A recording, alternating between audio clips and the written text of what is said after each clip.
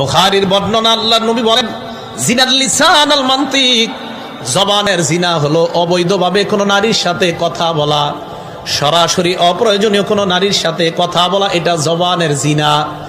মোবাইলে অবৈধভাবে কোনো নারীর সাথে কথা বলা, এটাও অবৈধ জিনা।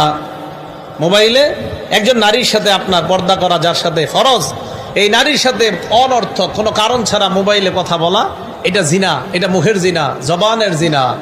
ওয়াজিনাল ইয়াদাল বাত, হ্যাঁ, এই বুখারী শরীফের বর্ণনা 6112 নম্বর হাদিস, বুখারী শরীফের স্পষ্ট হাদিস।